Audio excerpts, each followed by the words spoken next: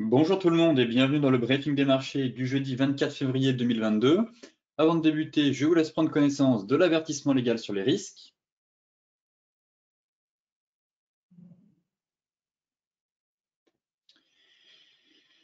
Et ce matin, grosse dégringolade pour l'ensemble des indices, que ce soit en Europe ou outre-Atlantique sur les futurs. Ça avait déjà plutôt mal commencé hier, on avait quand même pas mal de tensions. Wall Street avait déjà clôturé la séance dans le rouge, alors que l'Ukraine avait justement décrété l'état d'urgence par crainte justement d'une offensive de grande ampleur de la Russie. Tandis que les Occidentaux, eux, avaient dévoilé déjà des sanctions après les annonces justement de Moscou concernant les assauts autour des régions de Donbass dans l'Est ukrainien. Euh, donc, séance assez négative hier à Wall Street et ce matin, la dégringolade se poursuit sur les futurs. Parallèlement, ces dernières informations ont aussi alimenté les inquiétudes des investisseurs, comme vous le savez, déjà préoccupés par la perspective d'un resserrement plus important qu'anticipé de la politique monétaire de la Réserve fédérale pour combattre justement l'inflation. Donc là, actuellement, j'ai regardé un peu comment priçaient les Fed Funds. Autant il y a encore 2-3 semaines, surtout après les données de l'inflation, les opérateurs anticipaient très largement une hausse de taux de 50 points de base et au vu des tensions géopolitiques et de l'invasion de la Russie en Ukraine, eh bien, on a un peu une détente actuellement sur la politique monétaire que devrait adopter la Fed et les Fed Funds, en tout cas, price actuellement 30% la probabilité d'une hausse de taux de 50 points de base. Donc ça pourrait derrière donner un bol d'air. Dans tous les cas, on ne va pas échapper au tour de vis. Mais effectivement, au vu du contexte géopolitique, la Fed pourrait se montrer plus clémente, en tout cas, et opter pour éviter vraiment une grosse dégringolade des indices, une hausse de taux dans un premier temps d'uniquement 50 points de base, 25 points de base, pardon. Car là, effectivement, on flirte avec la zone de correction. Pour rappel, je vous disais, les indices 10%, on parle de correction, 20% de bear market. On fera le point justement dans la partie macro, puisque le Nasdaq est justement entré en bear market. Donc là, actuellement, le Dow Jones et le S&P sont en baisse de plus de 10% par rapport à leur record de clôture au mois de janvier dernier. Ce matin, forcément, ça dégringole aussi. Et le pétrole, lui, s'enflamme après la décision du président russe de lancer une opération militaire en Ukraine. On a eu une série d'explosions qui a été entendue dans plusieurs villes d'Ukraine, dont la capitale Kiev, à la suite de l'opération militaire spéciale lancée par Vladimir Poutine dans la région de Donbass, dans l'est de l'Ukraine. Et effectivement, l'armée russe a attaqué le pays depuis la Russie et la Biélorussie avec un soutien biélorusse et un assaut apparemment est aussi en cours en provenance de la Crimée annexée par Moscou. Par conséquent, forte tension sur les marchés, beaucoup de volatilité, des marchés réservés vraiment aux traders expérimentés, car on a des gros mouvements qui partent un peu dans tous les sens et il faut savoir appréhender ces marchés et surtout bien gérer ses positions et aussi l'effet de levier qu'on a des marchés aussi brusques, j'ai envie de dire, et aussi à la fois paniqués par l'environnement actuel. Donc là, on va avoir sûrement des condamnations de la part des pays occidentaux qui devraient se multiplier. Le président américain Joe Biden a même promis de prendre de nouvelles mesures contre la Russie et les dirigeants de l'Union européenne, à mon avis, discuteront d'un nouveau train de sanctions lors d'un sommet qui est prévu en fin de journée. Donc là, à très court terme, tous les regards sont vraiment braqués sur les tensions géopolitiques et l'invasion de la Russie en Ukraine, en espérant, je dis bien en espérant, trouver le chemin du dialogue pour que les troupes militaires finalement sortent de l'Ukraine et retournent sur leur camp de base en Russie.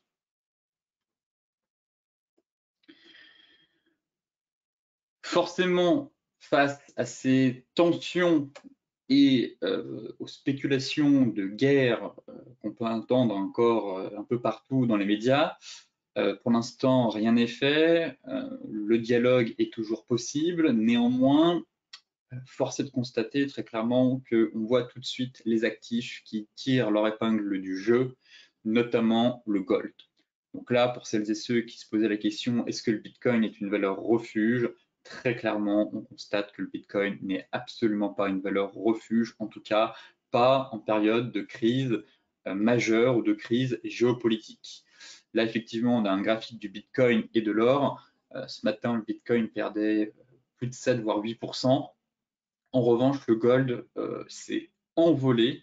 Là, c'est un graphique à 1942 $. On est déjà à 1960 $. On prend plus de 3%. Donc, voilà une valeur refuge.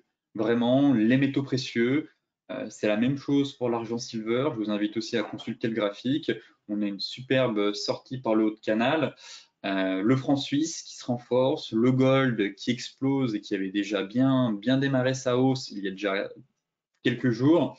Mais là, effectivement, on constate vraiment qu'on a des gros flux sortants sur le marché action et que les investisseurs se ruent sur le métal jaune. Et à l'inverse, le Bitcoin, aucune réaction, bien au contraire, prise de bénéfices et subit lui aussi des dégagements de la part des opérateurs. Donc,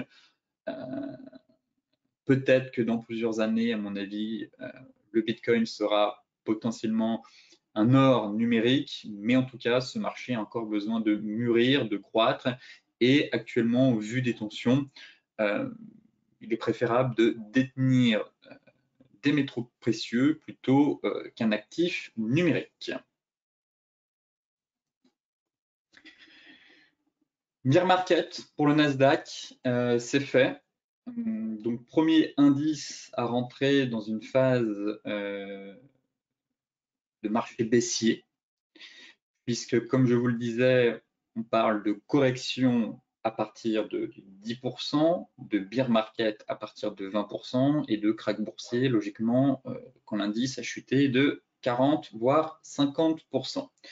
Donc déjà que le Nasdaq avait du plomb dans l'aile, mais là effectivement, vu les tensions, ça amène de l'huile sur le feu, j'ai envie de dire, et le Nasdaq subit une nouvelle fois de plein fouet la crise en Ukraine et aussi, à mon avis, rien n'est fait encore, la politique monétaire que va entamer la Fed à partir du mois de mars. Donc là, on est vraiment sur un gros plongeon.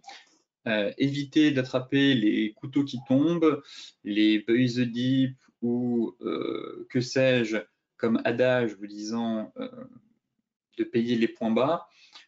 Actuellement, on est dans un marché extrêmement complexe, dangereux, je dirais, réservé véritablement aux expérimentés et tracer vos zones. En tout cas, effectivement, la volatilité pour les traders est un atout indéniable. Effectivement, je le reconnais.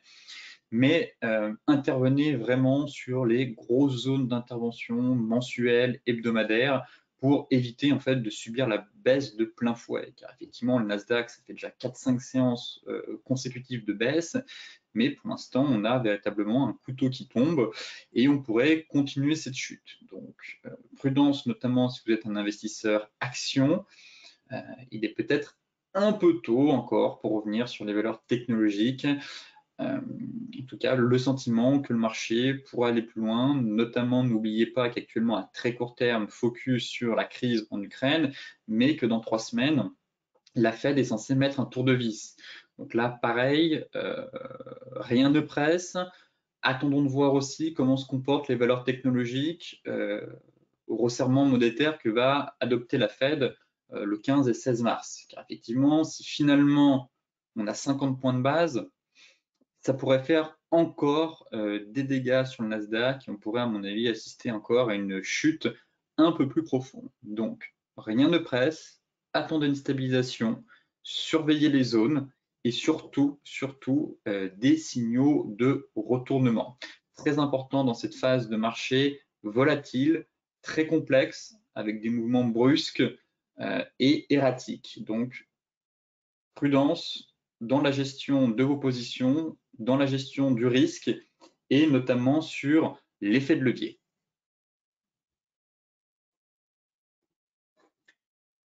Concernant la partie technique,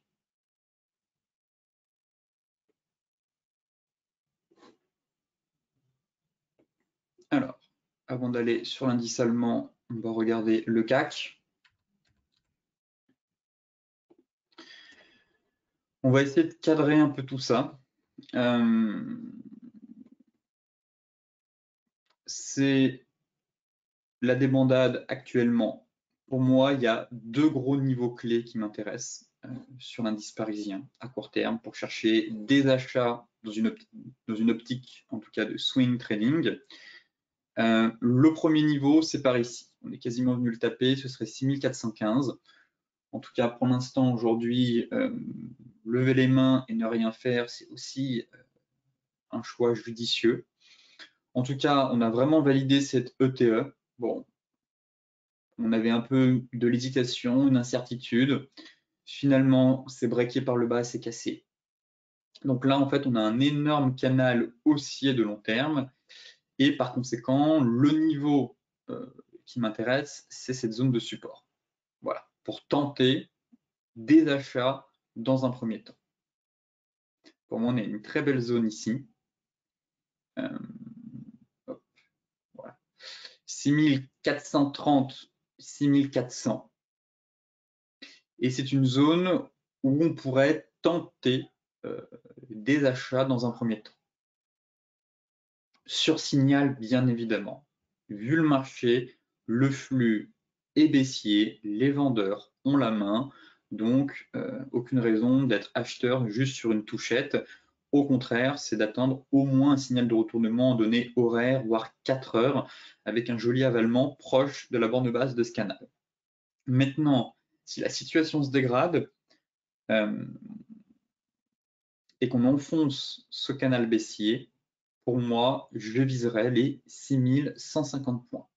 Voilà le niveau à aller chercher. En fait, c'est l'objectif déjà d'une part théorique de l'épaule tête-épaule, donc 6150, et on viendrait refaire un énorme pullback sur les anciens plus hauts avant le crack lié au Covid. Donc là, en fait, on a une énorme zone de polarité aux alentours de 6110, 6150, 170, et donc c'est un niveau intéressant pour chercher des achats. Effectivement, si on casse et qu'on accélère, on pourrait venir taper ce niveau, faire le pullback, et après, je ne sais pas la suite. On peut très bien retomber. Donc, pour moi, les deux niveaux clés qu'il me semble important, c'est cette grosse zone de support un peu plus bas vers 6430, 6415, avec prise d'appui sur borne basse du canal. Donc là, à voir si on arrive à aller chercher ce niveau d'ici demain ou à mon avis en début de semaine prochaine. Maintenant, si ça ne fonctionne pas, en cas de cassure, pas de précipitation. Dites-vous bien qu'on a une figure de retournement qui est enclenchée et qu'on pourrait aller chercher plus bas. Et là, ce serait 300 points plus bas pour ma part, 6150 sur le CAC. Actuellement, en intraday, marché réservé vraiment pour les traders expérimentés qui sont à l'aise, qui savent vite prendre des positions et sortir du marché très rapidement après quelques points. On a un marché, comme je vous le disais, très tendu, très nerveux, avec des mouvements brusques. Donc, on peut reprendre 1%, voire 2%, et on repère 2 derrière. Donc, vraiment, faites attention dans ce marché. Pour ma part, j'ai plutôt envie de m'adresser ici aux traders débutants et de leur donner des zones clés à travailler. Comme toujours, travailler les zones, c'est très important, ça évitera de faire des bêtises et d'être bloqué dans un trade au milieu de nulle part. Donc là, pour ma part, si vous êtes à l'aise avec ce marché, eh bien, vous pouvez pourquoi pas tenter des trades en intraday, effectivement beaucoup de volatilité. Si vous êtes plutôt un trader débutant ou que vous cherchez des trades swing, attendez des retours sur des grosses zones clés pour payer et tenter de prendre 50-100 points et très vite protéger. Car n'oublions pas, la tendance est baissière, toujours. Donc, les vendeurs gardent la main et logiquement, il faudrait privilégier le sens du flux, à savoir les ventes. Mais on cherchera plutôt des ventes ici sur des gros niveaux de rebond. Donc là, pour l'instant, vendre ici, certainement pas. Tenter un achat, oui, mais avec parcimonie. Et derrière, vendre, au contraire, tous les rebonds qu'on pourrait avoir sur le CAC. Donc là, si on remonte vers les 6550 à peu près, 6633, 6675, pour moi, c'est un niveau qu'on peut mettre à profit pour tenter de nouveau de vendre l'indice. L'indice allemand, c'est pareil, l'indice allemand, il y a une zone qui m'intéresse. C'est tout simplement en fait le bas du nuage, ici. Venir chercher le bas du nuage aux alentours de 13 760 et vous voyez que ça correspond pareil à l'ancien sommet de 2020, avant le crack lié au Covid. Donc là, pareil, ce sont des zones en fait. Là, on est sur une zone mensuelle, voire même hebdomadaire, surtout mensuelle. Donc pareil, si vous voulez chercher un achat sur l'indice allemand, attendez un retour dans cette zone, vers les 13 008. On est venu les taper ce matin sur les futurs, en fait. Sur les futurs, ouais, vous voyez, on est venu taper, pas sur le cash. Donc effectivement, beaucoup ont payé ici sur les futurs, ont joué le rebond de 300 points, et derrière, ça repartit à la baisse. Donc effectivement, là, on est une belle zone, on est venu la taper à 13 800. Donc, je considère que sur le cash, elle n'a pas été atteinte, cette zone, et qu'elle pourrait de nouveau offrir un trade pour jouer en rebond. Très clairement, la tendance reste baissière, et pour revendre, là, pour le coup, j'attendrai plutôt 14 003, 14 004. Mais ici, pour l'instant, rien à faire selon moi. Surveiller cette fameuse zone. Si chandelier de retournement en donnait au moins horaire ou 15 minutes, pourquoi pas tenter quelque chose. Mais pour l'instant, on est vraiment dans un flux baissier et on est un peu au milieu de nulle part. Donc, tant qu'on est au milieu de nulle part, rien à faire. Selon moi, plutôt surveiller les zones pour intervenir et à la vente pour revendre une deuxième fois, ce sera aux alentours de, par ici, dans la zone du gap. Il faudrait voir. Je ne pense pas que le marché ait suffisamment de force pour enclencher un rebond aussi puissant aujourd'hui, mais le flux est extrêmement baissier. De toute façon, je regarde un peu la moyenne mobile 15, Ichimoku. Bon, là, on pourrait former une divergence baissière. On est en train de former quelque chose, elle n'est pas validée, mais effectivement, si on va chercher notre zone, pourquoi pas tenter un achat dans un premier temps. Et derrière, plutôt des ventes aux alentours de 14 250, 14 350. Voilà le plan de trading sur le DAX. Le Dow Jones, on est en pleine accélération baissière aussi sur le Dow Jones.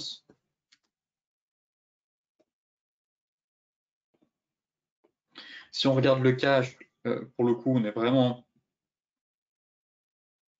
sorti par le bas du range. On a un gap ici à venir combler, donc notez-le. À mon avis, 1,67, à voir sur quel niveau on se trouve sur les futurs, mais pour moi, on a un gros niveau, un gap ici à venir combler, et ensuite la deuxième zone, ce serait 32 360. Mais là, pareil, vraiment prudence sur les achats, c'est extrêmement baissier, on a cassé la borne basse. Un rebond, oui, certes, est envisageable, mais à mon avis, il faudra quand même continuer à chercher des ventes tant qu'on ne réintègre pas les 33 800. Voilà. Pour moi, le flux est vraiment baissier, des rebonds forcément vont se mettre en place, la tendance devient baissière, par conséquent, plutôt envie de chercher des ventes dans le sens du flux. Là, j'ai envie de voir quand même.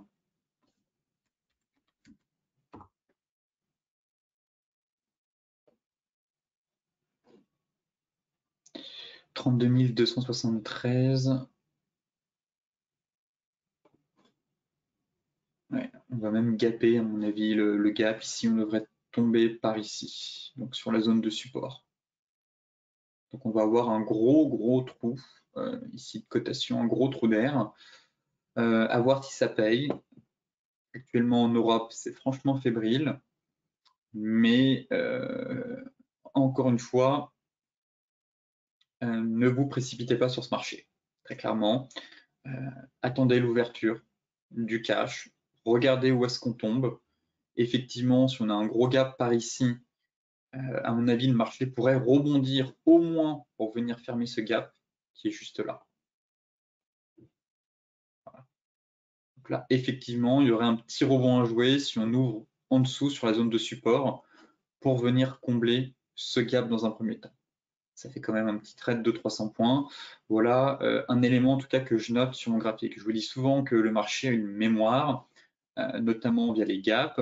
Pour rappel, on avait un gap ici, et vous voyez que la première fois on a chuté, on est venu sur mèche combler ce gap avant de remonter.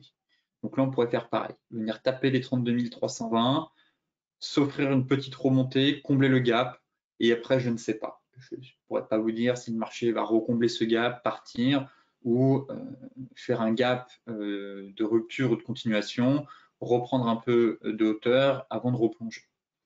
Et là, plutôt une stratégie intraday. Deuxième élément que je note effectivement sur les futurs, c'est le pullback qu'on est en train d'effectuer sur notre fameuse oblique ici. On avait le porte-voix, et donc là, effectivement, on est sur un gros niveau clé. Donc l'ancienne borne haute du porte-voix, on est de nouveau en train de faire on est venu faire un pullback dessus. Donc effectivement, cette oblique semble stopper la baisse actuellement à court terme. Maintenant, pour ma part, je reste à l'écart, surveiller notamment l'ouverture sur le cash pour voir si on peut avoir une réaction du marché. Mais là, on est plutôt dans une phase de consolidation et je note pas chandelier de retournement indiquant un rebond à venir. Voilà pourquoi je pense qu'il faut laisser passer l'orage déjà dans un premier temps et surtout attendre au moins l'ouverture américaine à 15h30 avant de se positionner sur le Dow Jones. L'euro-dollar, m'intéresse. Pareil, c'est assez complexe le marché, dans le sens où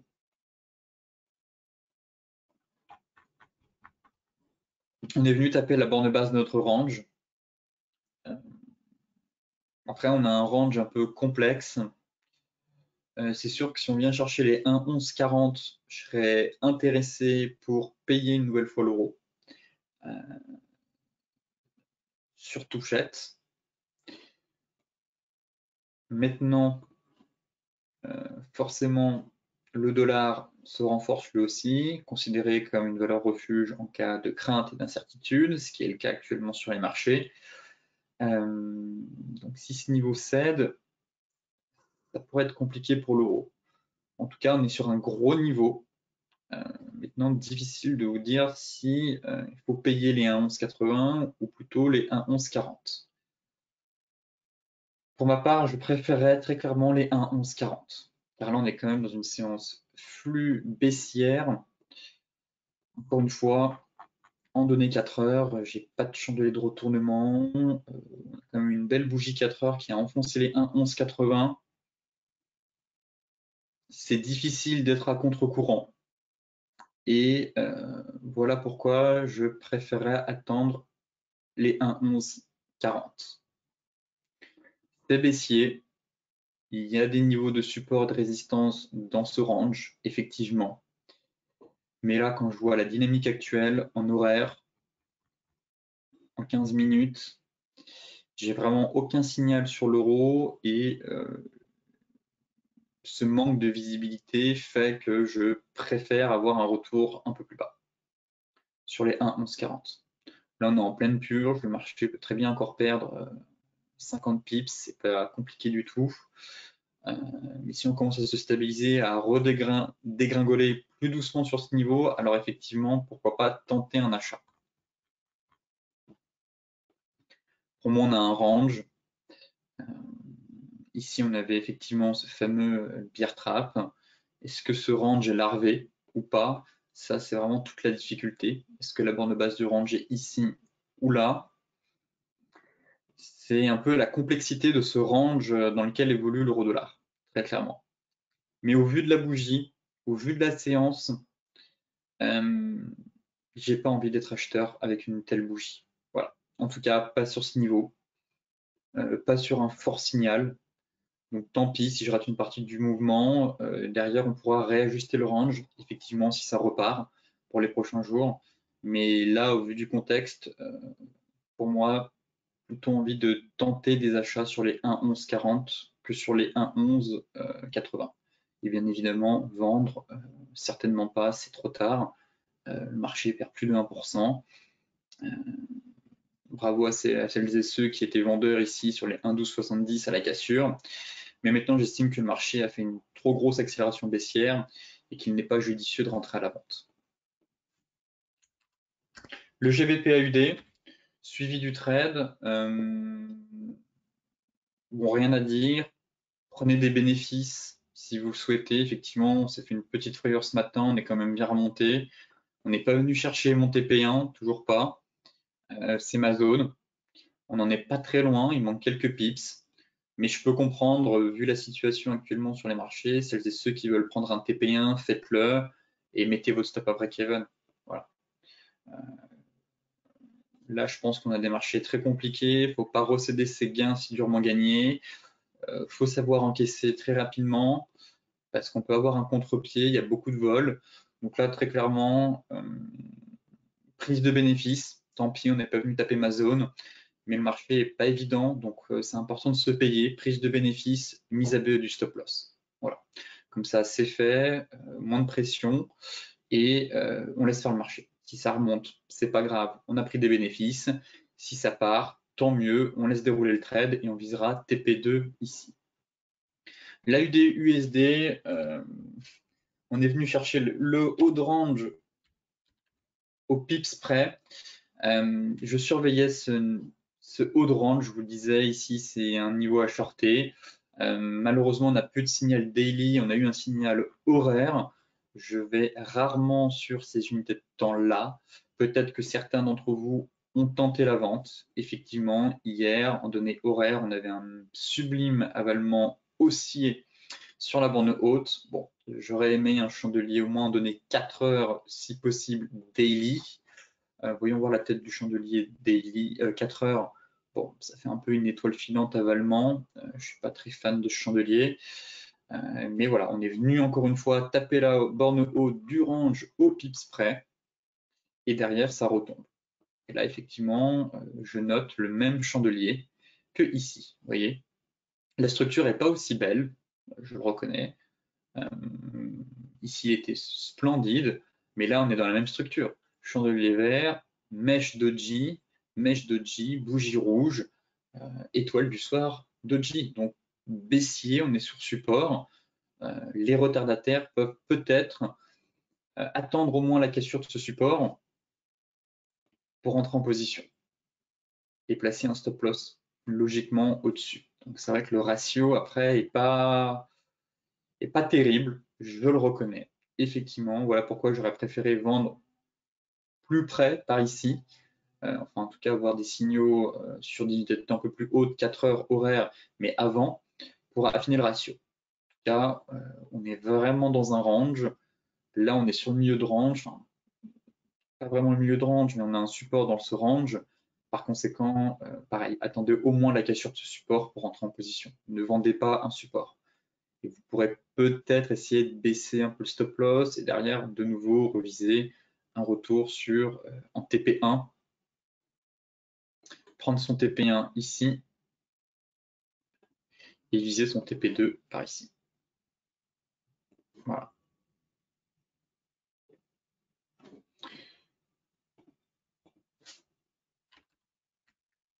Le GBP Yen. Le GBP Yen, même constat. Là, ce qui m'intéresse en fait sur cette paire,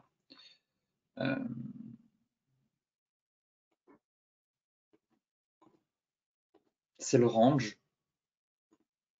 Ok, bon, je vais plutôt faire comme ça. Hop, on va nettoyer. La l'Ichimoku ne sert pas à grand chose. Voilà.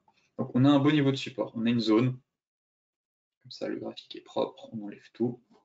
Donc il y a une très belle zone ici avec MM200.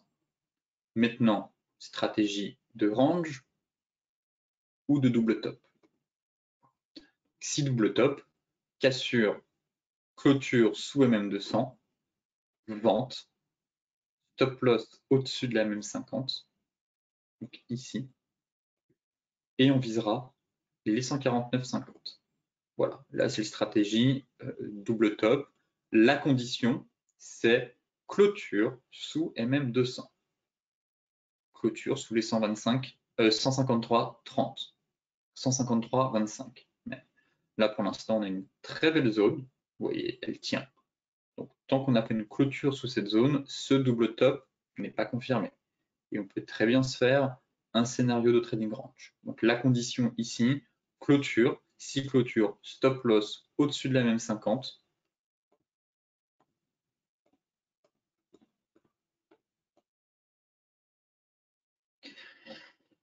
Pour viser les 149,50. Maintenant, à court terme, range qui est possible. Scénario, il faut prévoir les deux scénarios, un scénario de range, mais dans ce cas-là, comme pour l'euro-dollar, attendre un chandelier de retournement, comme ici. Vous voyez, un bel avalement haussier, une longue mèche des doji, une forme de stabilisation avant de repartir. Là, pour l'instant, c'est encore trop tôt. Alors, en tout cas, en données 4 heures, c'est baissier. Est-ce que vous voyez un chandelier de retournement? Non, on a juste un doji. Je voudrais au moins un signal en données 4 heures. Effectivement, on a un peu une grosse surcharge d'un point de vue du RSI. Voilà pourquoi un rebond est envisageable. Mais même en données horaires, pour l'instant, j'ai aucun élément indiquant un retournement de marché à venir. Donc pour ma part, je surveille, on est sur un bon niveau. Un rebond est envisageable, du moins une phase de trading range, à condition d'avoir un signal. Si on continue cette dégringolade, eh bien, attendez la cassure, récupérer sur pullback, histoire de dégonfler un peu le RSI, mettre en place une vente et viser uniquement les 149,50. Le gold, je crois que c'est juste sublime, magnifique trade sur cet actif. Payez-vous, tout simplement. Voilà. C'était encore possible de rentrer hier, je vous le disais. Je surveillais la cassure Tenkan Kijun, ici. Elle a parfaitement fonctionné. Elle a donné une superbe accélération.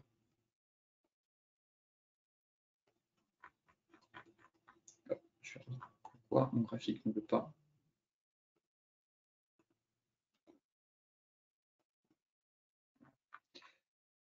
Non, décidément toujours pas. Le zoom ne veut pas se mettre correctement. Voilà. Donc, je vous parlais de ce range hier, en disant on est dans un range, pourquoi pas chercher des achats sur la bande basse ou d'attendre la cassure. Je vous disais aussi surveiller la cassure Tenkan Kijun dans le sens du flux. Donc là, on a eu effectivement hier cassure magnifique avec une bougie flux directionnelle, Chikou libre, grosse accélération. Le stop loss était à placer en dessous pour les retardataires, celles et ceux qui n'étaient pas rentrés ici sur la divergence horaire ou sur la cassure des 1830. Là, on a atteint pour moi un objectif majeur. C'était les 1960. Donc, toutes celles et ceux qui sont rentrés, que ce soit ici sur la divergence en trading ou investissement long terme, tout le monde doit remonter son stop en stop win au-dessus des 1860. Là, la bougie est juste impressionnante. Payez-vous, très important. On peut sûrement aller plus haut. Comme je vous le disais, on a une sortie de triangle par le haut. On peut aller chercher les 2050 $, très clairement. Mais c'est important de se payer. Vraiment, le marché n'est pas évident, compliqué. On peut aller plus haut. On peut aussi retomber. Le marché peut très bien souffler, même si je suis assez optimiste, j'ai envie de dire, pour les semaines à venir. Mais là, après une telle hausse, c'est vraiment important de prendre quelques bénéfices, histoire de souffler un peu, parce que le trade ici réalisé est juste impressionnant. Donc là, pour moi, tout le monde met son stop à 1860, remonte son stop. On peut même le mettre un peu plus haut, au-dessus, voilà, au-dessus de en dessous de ce creux. Je vais y arriver, en dessous de ce top, pardon. Donc voilà, par ici, 1870. Voilà, pour tout le monde. Donc je mets un seul et unique stop. On avait celles et ceux qui étaient rentrés sur la divergence ici, les traders, et les investisseurs moyen long terme sur la cassure. Pareil pour si vous êtes rentré sur cassure Tenkan Kijun, payez-vous mise à bœuf du stop pour vous, bien évidemment. Hop. Donc là, pareil, les retardataires, mise à bœuf du stop, on clôture 50-60% de sa position et on garde un reliquat dans l'espoir qu'on aille chercher ce fameux objectif final. Et si on a une clôture au-dessus des 1960 ce soir, pareil, je ferai remonter encore une fois tous les stops des traders ou des investisseurs moyen long terme qui sont rentrés il y a de ça quelques semaines.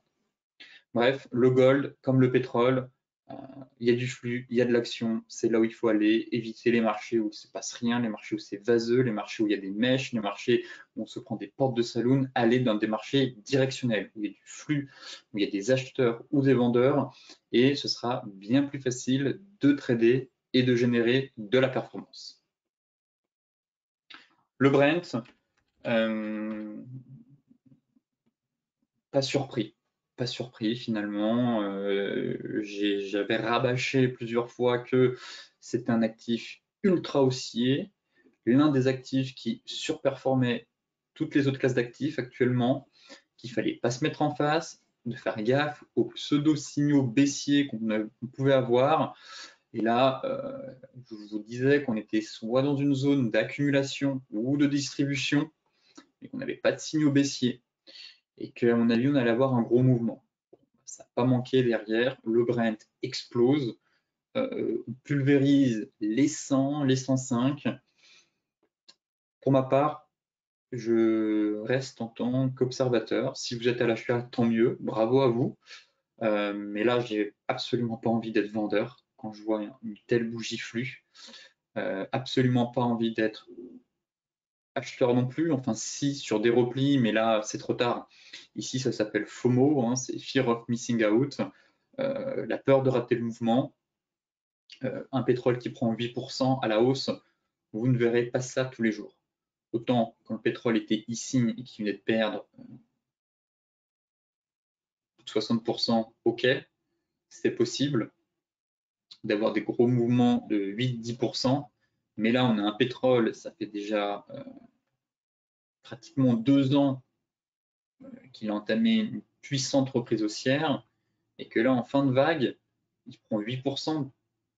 Je ne me mets pas à l'achat sur un tel mouvement. J'attendrai un repli. Si on peut dégonfler sur les 100, pourquoi pas. Mais là, en données 4 heures, c'est juste impressionnant. Les niveaux sont vraiment très bien respectés. Maintenant, en données mensuelles, c'est surtout ça qui va m'intéresser. Ok, on est venu taper il y a un gros niveau, effectivement, ici, vers les 105.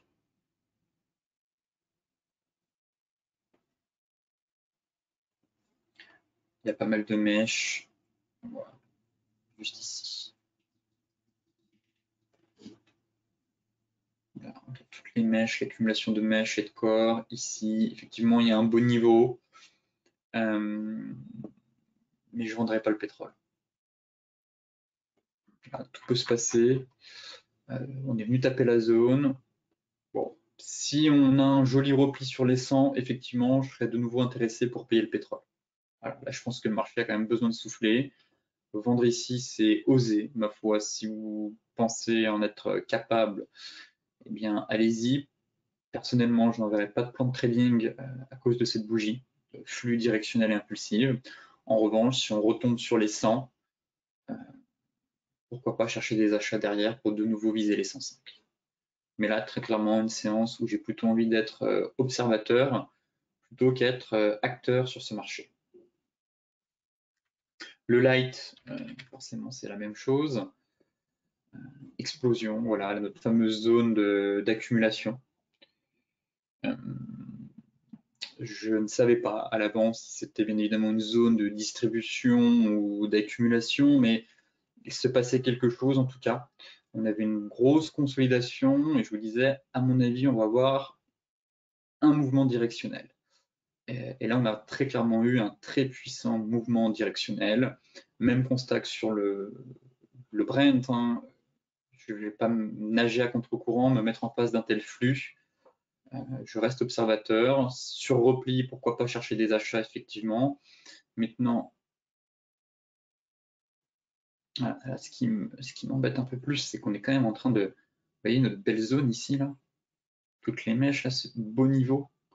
On est en train de le casser, les 97,60. Derrière, la grosse zone, c'est aux alentours. Bon, il n'y a pas de gros niveau. Le prochain gros niveau, c'est 107. Donc là, on est venu taper les 100.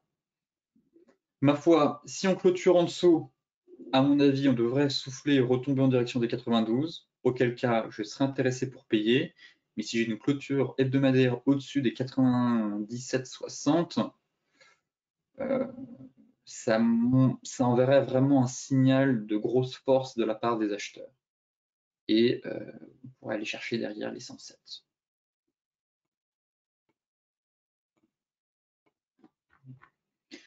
Oui, en données weekly, je vais enlever l'oblique. Je vais enlever l'oblique. Mais on a cette belle zone de polarité. Oui, ici en données hebdomadaires. Actuellement, on est au-dessus. Et si on la casse, logiquement, c'est poursuite de la hausse. Donc, j'ai pas envie d'être vendeur quand je vois une telle bougie, un tel flux.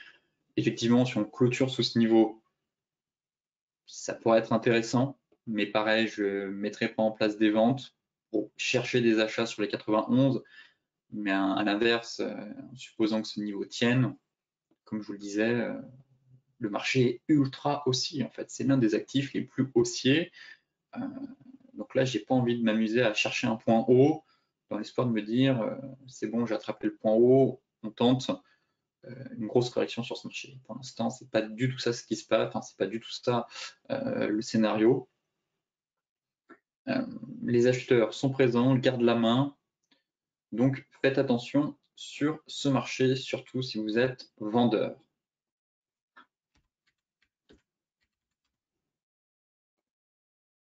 Le Bitcoin, le range. Donc là, pareil, on est dans le range. Le scénario de consolidation. L'idéal, ce sera un retour sur les 33 800. Rien à faire pour l'instant. Donc, deux scénarios sur le Bitcoin. Le premier, phase de range, ça tient. On reste dans ce canal. Deuxième scénario, finalement, on casse et direction les 30 000. Bon. Pour ma part, il y a deux niveaux qui m'intéressent uniquement à l'achat sur le BTC. C'est soit sur signal 33 850, soit les 30 000. Et n'oublions pas le scénario un peu frayeur, fausse sortie par le bas du range, juste comblement du gap, CME à 25 000 avant de repartir. Donc ça, c'est le scénario, tout le monde panique, on casse les 30 000, c'est la fin du monde, bear market, le BTC va à zéro. Au final, on sera juste une frayeur, comblement du gap, et ça pourrait repartir. Voilà les trois gros niveaux clés pour moi sur le BTC. Pour l'instant, on est dans un range. J'aimerais que ce soit propre, qu'on vienne à taper vraiment les 33 850, ce beau niveau. Pour l'instant, c'est baissier. Est-ce que ouais, la divergence est limite. On est quasiment repassé au-dessus des 50. On pourra avoir un début de divergence. Bon, je l'attends un peu plus bas. Voilà, pour ma part, si on est vraiment dans un range, on a notre oblique à venir chercher. Je vais la tracer parfaitement.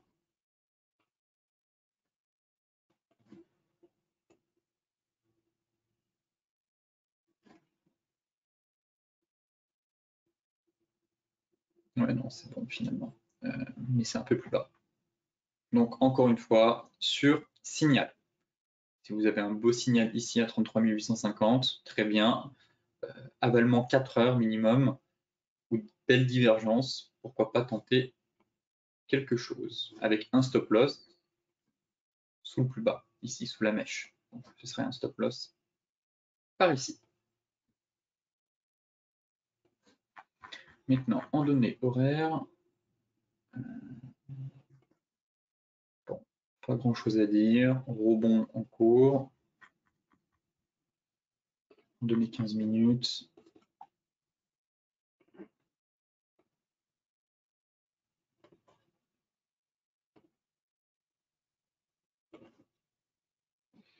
Ouais, peut-être un drapeau, mais il est vraiment pas superbe ce drapeau.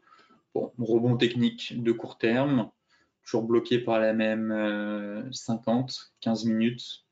Donc, espérons une dernière vague de baisse ici pour venir taper les 33 850. L'Ethereum, on avait mis le stop ABE. Je vous disais quand même de vous protéger. Ensuite, on a fait une tentative d'achat sur la zone, ici. Hier, je vous disais, bon, mettez le stop ABE. Ça me paraît compliqué.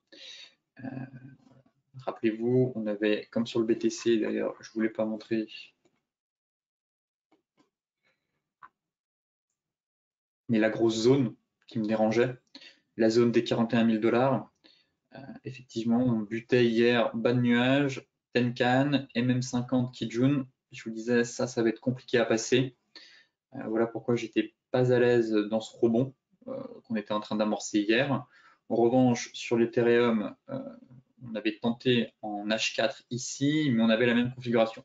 MM50, bas de nuage, Tenkan Kijun, bref, des éléments techniques qui convergeaient sur un même point. Par conséquent, mise à BE du stop, là, retour sur la borne basse. Sur l'Ethereum, je reste à l'écart. J'ai fait comme pour le BTC, vous voyez, j'ai pris l'oblique par les plus hauts, j'ai tracé par le point bas. Ça donne ce niveau, on est pile poil de retour sur la borne basse du range. On est venu taper l'oblique. Effectivement, c'est un beau niveau, je le reconnais. Mais pour l'instant, ça me paraît audacieux de payer ici sans véritable signal. Voilà, les zones qui vont m'intéresser, effectivement, ça reste ce niveau. Et ensuite, ce sera un peu plus bas, comme pour le BTC. Les trois gros niveaux de l'Ethereum, 1950, 1713. Et là, effectivement, 2340. Attendez que je regarde.